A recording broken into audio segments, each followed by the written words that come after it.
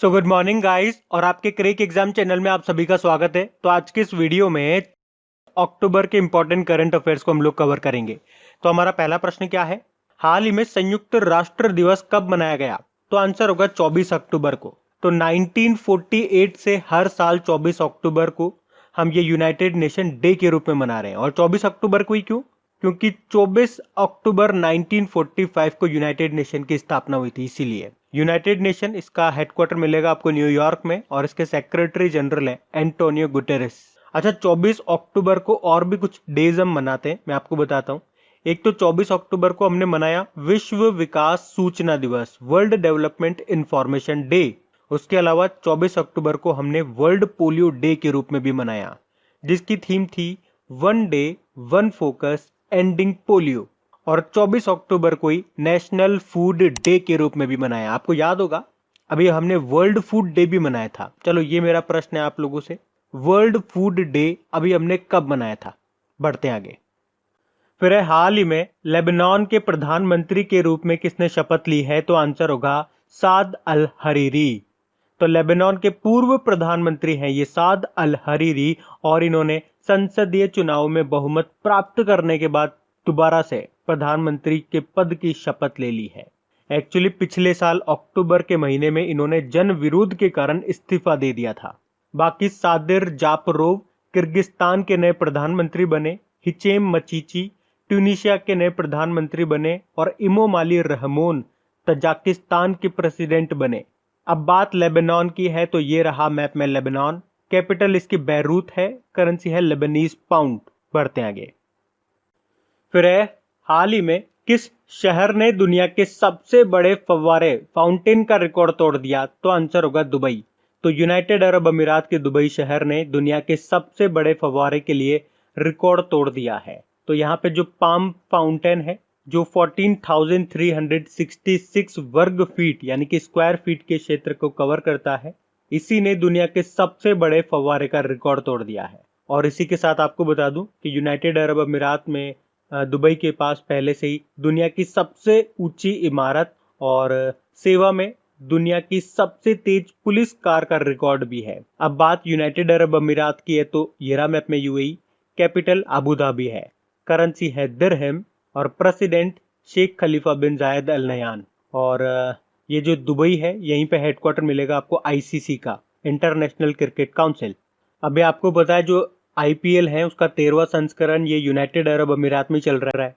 और United Arab अमीरात में ही अरब क्षेत्र का पहला परमाणु रिएक्टर भी शुरू हुआ है जिसका नाम है बराकाह। और दुनिया का सबसे पुराना मोती भी यहीं पे खोजा गया था, यूनाइटेड अरब अमीरात के मारवा द्वीप पर। बढ़ते आगे।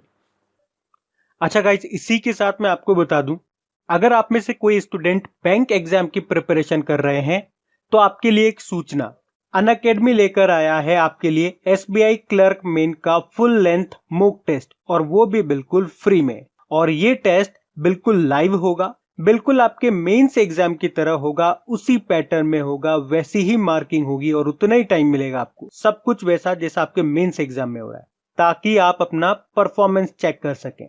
और ये शुरू होगा 29 अक्टूबर को सुबह 9 बजे से। तो उसका लिंक आपको नीचे डिस्क्रिप्शन में मिल जाएगा, free test on SBI clerk mains 2020 के नाम से। तो लिंक पे क्लिक करके आप इसका बेनिफिट उठा सकते हैं। तो अभी हम बढ़ते हैं हमारे क्वेश्चंस की ओर। फिर है, हाल ही में वोडाफोन आइडिया और नेस्कॉम फाउंडेशन के द्वारा महिला सुरक्षा के लिए शुरू किए गए नए एप्लीकेशन का नाम क्या है? तो आंसर होगा माई अंबर। तो वोडाफोन आइडिया और नेस्कॉम फाउंडेशन ने माई अंबर इसका मतलब होता है मेरा आकाश, तो इस नाम से एक एप्लीकेशन को लॉन्च किया है। और ये भारत में महिला सुरक्षा के लिए एक एप्लीकेशन आधारित समाधान है। इसे कनेक्टिंग फॉर गुड प्रोग्राम के तहत विकसित किया गया है। तो इस एप्लीकेशन का उद्देश्य है महिलाओं को हिंसा के खिलाफ उनकी आवाज को समझना और उनकी आवाज को उठाने में मदद करना। अच्छा, वोडाफोन आइडिया ने अपना अभी नाम चेंज करके VI कर लिया था और इसके सीईओ है रविंदर टक्कर। नेस्कॉम की बात करेंगे, नेस्कॉम मतलब होता है क्या? National association of software and service companies, और इसका जो हेडक्वार्टर नई दिल्ली में है, चेयरमैन है केशव आर मुरुगेश। बढ़ते हैं आगे। फिर है, हाल ही में इंटरनेशनल मॉनेटरी फंड में शामिल होने वाला 190th मेंबर यानी कि 190वां सदस्य कौन सा बन गया? तो आंसर होगा अंडोरा। तो अभी अंडोरा ये इंटरनेशनल मॉनेटरी फंड का सदस्य बनने वाला 190वां सदस्य देश बन गया है। ये जो अंडोरा है ये फ्रांस और स्पेन के बीच स्थित एक माइक्रो स्टेट है। मैं आपको मैप में ले चलता हूं अंडोरा, लेकिन उससे पहले इंटरनेशनल मॉनेटरी फंड के बारे में जान लो। इसका हेडक्वार्टर मिलेगा वॉशिंगटन डीसी में। मैनेजिंग डायरेक्टर है क्रिस्टलिना जॉर्जीवा और चीफ इकोनॉमिस्ट हैं गीता गोपीनाथन। अब आप मैप में देखिए, ये रहा अंडोरा। कैपिटल इसकी एंडोरा ला वेला है, करेंसी है यूरो। बढ़ते आगे। फिर है हाल ही में जारी वैश्विक इंटरनेट स्पीड रैंकिंग में भारत का स्थान क्या है? तो आंसर होगा 131। तो अभी हाल ही में जारी ओकला स्पीड टेस्ट ग्लोबल इंडेक्स के अनुसार सितंबर 2020 में global mobile internet speed ranking में भारत 138 देशों की सूची में 131 पोजीशन पे रहा है। भारत तो 131 पे है। टॉप पे कौन है? टॉप पे है साउथ कोरिया। तो साउथ कोरिया की जो एवरेज डाउनलोड स्पीड है वो 121 Mbps है और भारत की है 12.07 MB पर सेकेंड। और इसी के साथ भारत 131 नंबर पे है। बढ़ते आगे। फिर है हाल ही में किस देश को International Labour Organization governing body की अध्यक्षता मिली है? तो आंसर होगा भारत को। तो भारत को 35 सालों के लंबे अंतराल के बाद इंटरनेशनल लेबर ऑर्गेनाइजेशन के गवर्निंग बॉडी यानी कि शासी निकाय की अध्यक्षता मिली है। और अभी कुछ समय पहले ही श्रम और रोजगार सचिव बने थे, आपको याद होगा कौन? अपूर्व चंद्रा। उन्हें अक्टूबर 2020 से लेकर जून 2021 तक के लिए इंटरनेशनल लेबर ऑर्गेनाइजेशन की गवर्निंग बॉडी का अध्यक्ष चुना गया है।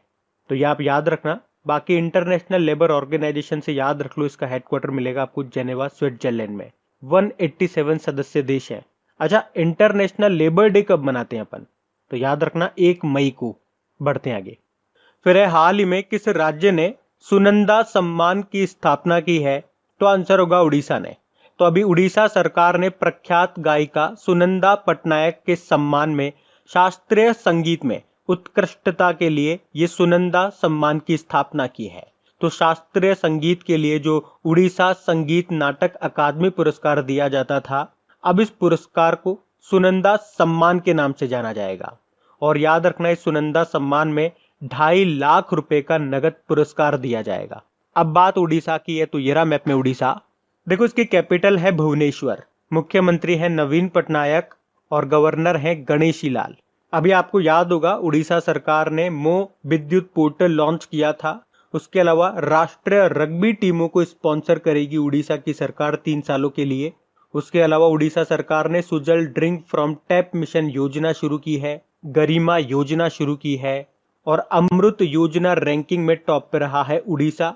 उसके अलावा उड़ीसा सरकार ने किन्नरों यानी कि ट्रांसजेंडर्स को मधु बाबू पेंशन योजना में शामिल किया और सरकारी भूमि की सुरक्षा के लिए स्पेस टेक्नोलॉजी और आर्टिफिशियल इंटेलिजेंस का उपयोग करने वाला ये पहला राज्य बना। उसके अलावा उड़ीसा सरकार ने हरित आवरण बढ़ाने के लिए सबुजा उड़ीसा पहल की शुरुआत की और भूमिहीन किसानों को लोन देने के लिए बलराम योजना शुरू की उड़ीसा ने। और याद रखना, भी जनजातीय हॉस्टल्स के लिए ISO सर्टिफिकेट पाने वाला पहला राज्य भी बना ये। उसके अलावा उड़ीसा सरकार ने विशेष आजीविका हस्तक्षेप योजना शुरू की, किसानों को कॉन्ट्रैक्ट फार्मिंग की अनुमति दी और बंदे उत्कल जन्नी को स्टेट सॉन्ग का दर्जा भी मिला, जिसे लिखा है के लक्ष्मीकांत महापात्रा ने। और ये 3 क्वेश्चन मैं आपको हमेशा बताता हूँ जो कि एग्जाम में कई बार पूछे जा चुके हैं। एक तो ये कि ब्लैक पगोडा टेम्पल किसको कहते हैं? तो कोणार्क सन टेम्पल को। और लॉन्गेस्ट डैम ऑफ इंडिया कौन सा है? तो हीराकुड डैम है, ये महानदी पर बना हुआ है। और बाराबत्ती स्टेडियम ये कहाँ पर है? ये कटक उड़ीसा में है। और ये जो आप देख रहे हो ये है भारत की सबसे बड़ी और दुनिया की दूसरी सबसे बड़ी खारे पानी की तटीय झील, चिल्का लेक इसको बोलते हैं। तो याद रखना। बढ़ते आगे। फिर है हाल ही में जारी एक सर्वे में विश्व भर में कोरोना से सबसे सुरक्षित एयरपोर्ट कौन सा रहा? तो आंसर होगा चांगी इंटरनेशनल एयरपोर्ट।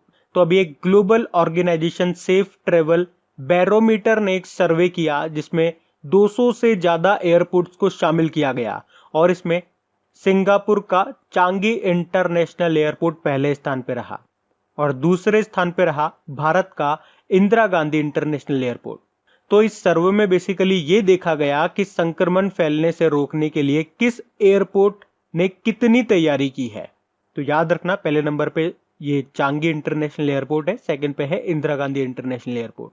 बाकी केम्पेगौड़ा इंटरनेशनल एयरपोर्ट ये आपको मिलेगा बेंगलुरु में, जिसे बेंगलुरु इंटरनेशनल एयरपोर्ट भी बोलते हैं। अभी इसने स्काई ट्रैक्स अवार्ड जीता था। अच्छा, इंदिरा गांधी इंटरनेशनल एयरपोर्ट से कुछ पॉइंट आपको बताता हूँ जो अभी न्यूज में रहे थे। एक तो इसने देश का पहला एक्सक्लूसिव प्राइवेट जेट टर्मिनल खोला है और ये सिंगल यूज प्लास्टिक फ्री होने वाला भारत का पहला एयरपोर्ट भी है। बढ़ते आगे। फिर है, हाल ही में मास्टर कार्ड ने भारत में डिजिटल फर्स्ट प्रोग्राम के विस्तार के लिए किसके साथ समझौता किया? तो आंसर होगा अटलांटिस। तो अभी मास्टर कार्ड ने भारत में डिजिटल फर्स्ट प्रोग्राम का विस्तार करने के लिए अटलांटिस के साथ समझौता किया है। तो इस समझौते का उद्देश्य है मास्टर कार्ड के जो यूजर्स हैं, जो उपयोगकर्ता हैं, उनको एक प्रौद्योगिकी समाधान प्रदान करना जो उन्हें बेस्ट इन क्लास बैंकिंग अनुभव लेने में सक्षम बनाएगा। एटलांटिस ये एक फाइनेंशियल टेक्नोलॉजी कंपनी है जिसका हेडक्वार्टर है सिंगापुर में। मास्टर कार्ड का हेडक्वार्टर मिलेगा आपको न्यूयॉर्क में और इसके अध्यक्ष हैं माइकल माइबेक, सीईओ अजय बंगा है। बढ़ते आगे। फिर है, हाल ही में G20 anti corruption working group की पहली मंत्री स्तरीय बैठक में भारत का प्रतिनिधित्व किसने किया? तो आंसर होगा जितेंद्र सिंह ने। तो हमारे डोनर मंत्री, development of north east region मंत्री हैं ये जितेंद्र सिंह, जिन्होंने G20 anti corruption working group की पहली मंत्री स्तरीय बैठक में भारत को रिप्रेजेंट किया है। और इसमें उन्होंने कहा है कि भारत भ्रष्टाचार और बेहिसाब धन के खिलाफ शून्य सहिष्णुता की नीति के लिए प्रतिबद्ध है। अभी आपको याद होगा जितेंद्र सिंह जी ने एक बुक भी लॉन्च की थी जिसका नाम था discovering the heritage of Assam, और एक और इन्होंने बुक लॉन्च की थी अभी गैस्ट्रिक कैंसर नाम से, जिसको लिखा था डॉक्टर अशोक के वेद ने। तो ये भी आप ध्यान रखें। बढ़ते हैं आगे। फिर है, अभी हाल ही में यूरोपीय संघ के सखारोव पुरस्कार 2020 को किस देश के विपक्षी दल को प्रदान किया गया? तो आंसर होगा बेलारूस। तो अभी यूरोपीय संसद ने राष्ट्रपति अलेक्जेंडर लुकाशेंको के विरोध में बेलारूसी आंदोलन को मानव अधिकारों के लिए सुखारोव पुरस्कार से सम्मानित किया है। तो विपक्षी आंदोलन का नेतृत्व निर्वासित स्वेतलाना तिखानोव्स्काय ने किया और यूरोपीय संघ ने बेलारूस में प्रदर्शनकारियों पर कार्रवाई में शामिल होने के संदेह में अधिकारियों के खिलाफ प्रतिबंध लगाने पर सहमति भी व्यक्त की थी। अब बात बेलारूस की है तो ये रहा मैप में बेलारूस, कैपिटल मिन्स्क है, करेंसी है बेलारूसियन रूबल और प्रेसिडेंट है अलेक्जेंडर लुकाशेंको। तो अब बात करेंगे कल के वीडियो में पूछे गए प्रश्न के उत्तर की। तो कल के वीडियो में आपसे पूछा था कि एलजी ने किसे अपना ब्रांड एम्बेसडर बनाया है? तो सही उत्तर था लुइस हैमिल्टन को। ये फॉर्मूला 1 ड्राइवर हैं, ब्रिटेन से हैं और मर्सिडीज के ये ड्राइवर हैं। आप सभी ने प्रश्न का बिल्कुल सही उत्तर दिया है। और गाइस, अगर वीडियो अच्छा लगा हो तो इस वीडियो को अपने दोस्तों के साथ में शेयर जरूर करना और हाँ, इसे लाइक करना मत भूलना। अच्छा गाइस, मैंने आपको जो वीडियो के बीच में मॉक टेस्ट के बारे में बताया था, उसके अलावा अनअकैडमी पे एक्शन वीकेंड में बैंक की स्पेशल क्लासेस भी शुरू हो रही है। तो उन वीडियोस को भी, उन क्लासेस का भी आप बेनिफिट उठा सकते हैं। उन सभी के लिंक आपको नीचे डिस्क्रिप्शन में मिल जाएंगे। और इसी के साथ अगर बैंक एग्जाम के आप कोर्स परचेज करते हैं, उन कोर्सेज में बेस्ट टीचर्स के द्वारा आप लोगों को पढ़ाया जा रहा है। तो अगर कोर्सेज आप बाय करते हैं तो खरीदते वक्त अगर आप crack exam 10 promo code use करेंगे तो आपको इंस्टेंट 10% का डिस्काउंट मिलेगा। तो ये बात आप जरूर ध्यान रखना।